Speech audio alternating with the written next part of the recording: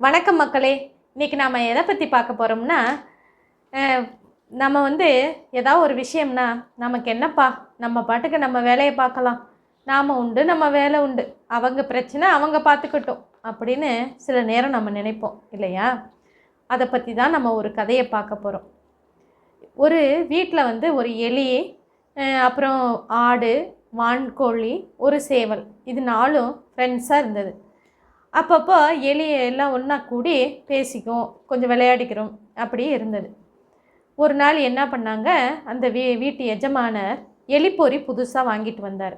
அதை பார்த்ததுமே எலிக்கு பயமாயிடுச்சு. உடனே ஃப்ரெண்ட்ஸ் கிட்ட சொல்லணும் இல்லையா? அதனால ஓடி போய் முதல்ல சேவலை பார்த்தது. அண்ணாச்சி, இந்த மாதிரி எலிப்பொறி வாங்கிட்டு வந்திருக்காங்க, நான் சப்போஸ் அதில் தெரியாமல் மாட்டிக்கிட்டேன்னா என்னை நீங்கள் கண்டிப்பாக காப்பாற்றிடுவீங்க தானே அப்படின்னு கேட்டது. சேவலுக்கு ரொம்ப இளக்காரமாக போச்சு. அதை எலியை பார்த்துட்டு, நீ எலிப்பொறியில் மாட்டிக்கிட்ட, எனக்கு என்ன, அதனால் எனக்கென்ன பயம், நீ கொஞ்சம் ஜாக்கிரதையாக இருக்கணும்னா இரு, இல்லைன்னா நீ பாட்ட உன் வேலையை பாரு அப்படின்னு சொல்லிட்டு போயிட்டு ஏமாற்றமாக போச்சு எலிக்கு. சரி, வான்கோழி அண்ணாச்சி இருக்கார்ல, அவர்கிட்ட போய் சொல்லிடுவோம் அப்படின்னு வான்கோழிக்கிட்ட போய் உதவி கேட்டது. என்னென்னு, இந்த மாதிரி எலிப்பொறி வாங்கிட்டு வந்திருக்காங்க, எனக்கு தெரியாமல் போய் எதுலையா மாட்டிக்கிட்டேன்னா என்னை நீங்கள் காப்பாற்றிடுவீங்க தானே அப்படின்னு கேட்டது. அதுக்கு வான்கோழியும், அதெல்லாம் எனக்கு இருக்கிற பிரச்சனையே எக்கச்சக்க பிரச்சனை இருக்குது, நீ பேசாமல் உன் வேலையை பாரு, போய் மாட்டிக்காமல் கவனமாக இருந்துக்கோ அப்படின்ட்டு அது வேலையை பார்க்க போயிடுச்சு. சரி, நம்ம ஆடு அண்ணாச்சி இருக்கார்ல, அவர்கிட்ட போய் சொல்லிக்குவோம், நம்ம பயம் இல்லையில அப்படின்ட்டு பயப்பட வேணான்னு தான் பயத்தை மறைச்சிக்கிட்டு ஆடுக்கிட்ட போய் விஷயத்தை சொல்லுச்சு. ஆடு காதுலையே வாங்கலை. நீ போய் உன் வேலையை பாரு, எனக்கு என்ன, எலிப்பொறியில் நீ மாட்டிக்கிட்ட, எனக்கு என்ன, நான் என் வேலையை பார்க்கணும், கிளம்பு, தொந்தரவு பண்ணாத அப்படின்னு சொல்லிடுச்சு. உடனே எலிக்கு ரொம்ப ஏமாற்றம், வருத்தம், கவலை எல்லாம் சேர்ந்துட்டு நம்ம ஜாக்கிரதையாக இருப்போன்னு சோகமாக ஒரு வீட்டோட ஒரு மூலையில் ஒளிஞ்சிக்கிட்டு இருந்தது. அப்போது அந்த வீட்டு எஜமானர் என்ன பண்ணார், அந்த எலிப்பொறியில் ஒரு மீனை கொண்டு வச்சார். சரி, எலி இன்னைக்கு இரவு அதை சாப்பிடும், அதை பிடிச்சு கொண்டுடலாம் அப்படின்ட்டு இருந்தாங்க. அப்போது திடீர்னு டப்புன்னு சத்தம் கேட்டுச்சு. ஓ, எலிப்பொறிக்குள்ளே எலி மாட்டிக்கிச்சு போல் அப்படின்னு அந்த வீட்டு எஜமானி அம்மா என்ன பண்ணாங்க, வேமா சரியாக பார்க்காம டக்குன்னு அந்த எலிப்பொறியை தூக்கிட்டாங்க.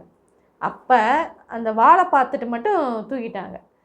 அந்த வால் எதோட வால்னா, பாம்போட வால். உள்ளே இருந்த பாம்பு என்ன பண்ணுது, சட்டுன்னு அந்த எஜமானி அம்மாவை கடிச்சிருச்சு. பாம்பு கடித்த உடனே அந்த அம்மா சத்தம் போட்டு, ஐயோ பாம்பு கடிச்சிருச்சுன்னு சொல்லி அப்புறம் அந்த அம்மா கூப்பிட்டு போய் ஆஸ்பத்திரியில் வச்சுருந்து ஒரு வாரம் கழித்து காப்பாற்றி கூட்டிகிட்டு வந்துட்டாங்க. வீட்டுக்கு வந்த உடனே அவங்களோட சொந்தக்காரங்க என்ன சொன்னார், ஒருத்தர் பார்த்துட்டு, உடம்பு உடனே தேரணுமா, அதனால் சேவல் இருக்கு இல்லையா, சூப் வச்சு சிக்கன் சூப் குடி அப்படின்னு சொல்லிட்டார். போச்சு, சேவல் அண்ணாச்சிக்கு வந்தது ஆபத்து. சேவல் அண்ணாச்சியை போட்டு சிக்கன் சூப் பண்ணி வீட்டுக்கார எஜமானி அம்மாவுக்கு கொடுத்துட்டாங்க. சரி, கொஞ்ச நாள் ஆச்சு. அவங்களோட சொந்தக்காரவங்கெல்லாம் வந்தாங்க. வந்த உடனே இந்த மாதிரி எப்படி இருக்கீங்க, உங்களை பார்க்குறதுக்கு தான் வந்தேன் அப்படின்னு வந்தாங்க. வந்தால் என்ன ஆகும், விருந்து வைக்கணும் இல்லையா? வான்கோழியை பிரியாணி போட்டு விருந்து வச்சாச்சு. சரி, நீ ஐயோ, ஆனால் இந்த 2 பேரும் இறந்தது எலிக்கு ரொம்ப சோகம். அந்த ஏதோ தனக்கே வந்த மாதிரி ரொம்ப கவலையாக அந்த ஆடுக்கிட்ட போய் சொல்லி வருத்தப்பட்டுக்கிட்டு இருந்துச்சு. ஆடு எதையும் கண்டுக்கலை, அது பாட்டுக்கு தன்னோட தீவனத்தை மேய்ஞ்சிக்கிட்டு அது பாட்டை இருந்தது. அப்புறம் அவங்க வீட்டுக்கு எஜமானி அம்மாவோட மகள் வந்திருந்தாங்க.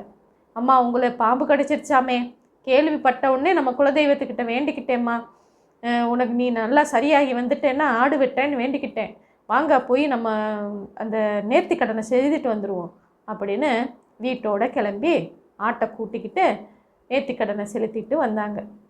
வீடு விரிச்சோன்னு இருந்தது எலியாருக்கு. ஐயோ, நம்மளோட எலிப்பொறி வந்ததுக்கு, நம்மளே சாவடிக்கிறதுக்காக எலிப்பொறி வாங்கிட்டு வந்தாங்க, கடைசியில் இப்படி சேவல் அண்ணாச்சியும் வான்கோழியும் யாடும் இப்படி இறந்து போயிட்டாங்களே அப்படின்னு ஒரே சோகம், வருத்தத்தோடு உட்காந்துருந்துச்சு. அப்புறம் கோயிலுக்கு போயிட்டு வந்த அந்த குடும்பத்தினர், எஜமானரும் எஜமானியும் மறுநாள் காலையில் வீடெல்லாம் சுத்தம் பண்ண ஆரம்பித்தாங்க. அப்போ தான் அந்த எலிப்பொறியை பார்த்தாங்க. இந்த எலிப்பொறி வந்ததுனால தானே நமக்கு இவ்வளவு கஷ்டம் அப்படின்னு சொல்லி அந்த எலிப்பொறியை தூக்கி கொண்டு போய் தூரமாக அந்த கிணத்தடியில் போட்டாங்க. அதனால் யாராவது பிரச்சனைன்னு வந்து நம்மக்கிட்ட ஷேர் பண்ண வந்தாங்கன்னா என்னால் முடிஞ்ச உதவியை செய்கிறேன்னு நம்ம சொல்லணும். அவ்வளவுதாங்க. ஓகே மக்களே, இது உங்களுக்கு இந்த கதை பிடிச்சிருக்குன்னு நினைக்கிறேன். என்னோட நர்மி டாக்ஸ் சேனலை சப்ஸ்கிரைப் பண்ணாமல் இருந்தீங்கன்னா சப்ஸ்கிரைப் பண்ணுங்கள், ஷேர் பண்ணுங்கள், லைக் பண்ணுங்கள். தேங்க்யூ மக்களே.